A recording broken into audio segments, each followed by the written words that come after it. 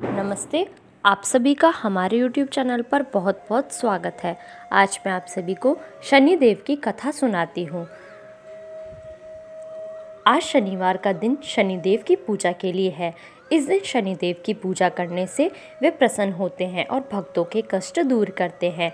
जिनकी कुंडली में शनि दोष, शनि की 7.5 या ढैया होती है, उनको शनिवार का व्रत करना चाहिए और शनिवार व्रत कथा पढ़नी चाहिए।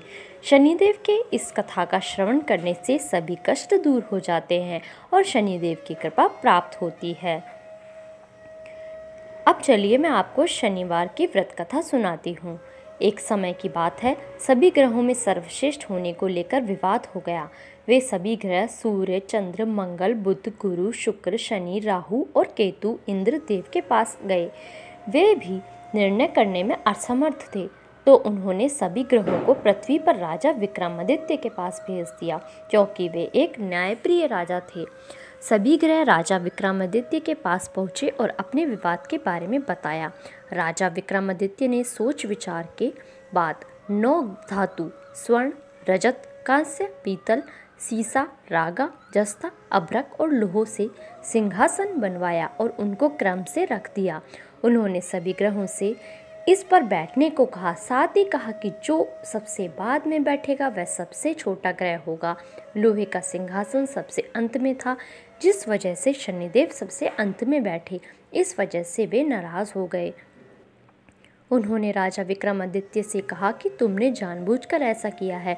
तुम जानते नहीं हो कि जब शनि की दशा आती है तो वह 2.5 से 7 साल तक होती है। शनि की दशा आने से बड़े व्यक्ति का विनाश हो जाता है। शनि की 7.5 आई तो राम को वनवास हुआ और रावण पर शनि की महादशा आई तो उसका सर्वनाश हो गया। अब तुम सावधान रहना। कुछ समय बाद राजा विक्रमादित्य पर शनि की महादशा शुरू हो गई। तब शनिदेव घोड़ों का व्यापारी बनकर उनके राज्य में आए। राजा विक्रमादित्य को पता चला कि एक सौदागर अच्छे घोड़े लेकर आया है, तो उन्होंने उनको खरीदने का आदेश दिया। एक दिन राजा विक्रमादित्य उनमें से एक घोड़े पर बैठे तो वो उनको लेकर जंगल में भाग गया और गायब हो गया। राजा विक्रमादित्य का बुरा वक्त शुरू हो गया। भूख प्यास से वे तड़प रहे थे, तो एक ग्वाले ने पानी पिलाया तो राजा ने उसे अपनी अंगूठी दे दी। फिर नगर की ओर चल दिए। एक सेठ के यहाँ पानी पिया। अपना नाम उज्जैन का वीका बताया। सेठ वीका को लेकर घर गया। वहाँ उसने देखा कि एक खूंटी पर हार टंगा है और खूंटी उसे निगल रही है। देखते ही देखते हार गायब हो गया। हार चुराने के आरोप में सेठ ने वीका को कोतवाल से पकड़वा दिया। वहाँ के राजा ने वीका का हाथ पैर कटवा दिया और नगर के बाहर छोड़ने का आदेश दिया।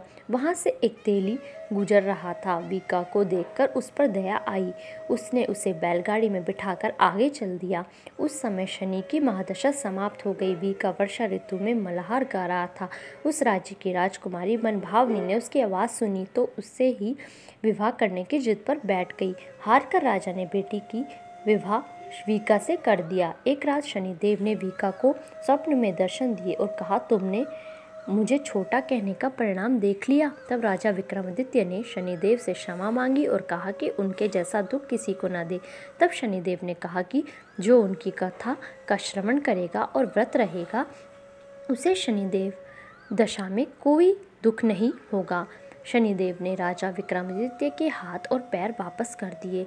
जब सेठ को पता चला कि मीका तो राजा विक्रमादित्य है, तो उसने उनका आदर सत्कार अपने घर पर किया और अपनी बेटी श्रीकवरी से उनका विवाह कर दिया। इसके बाद राजा विक्रमादित्य अपनी 2 पत्नियों मनभावनी एवं श्रीकवरी के साथ अपने राज्य लौट आए, जहाँ पर उनका स्वागत किया गया। राजा विक्रमादित्य ने कहा कि उन्होंने शनिदेव को छोटा बताया था, लेकिन वे तो सर्वश्रेष्ठ हैं। तब से राजा विक्रमादित्य के राज्य में शनिदेव की पूजा और कथा रोज होने लगी। धन्यवाद। इस वीडियो में बस इतना ही। प्लीज़ आप मेरी वीडियो को लाइक कीजिए, शेयर कीजिए और मेरे चैनल को सब्सक्राइब कीजिए।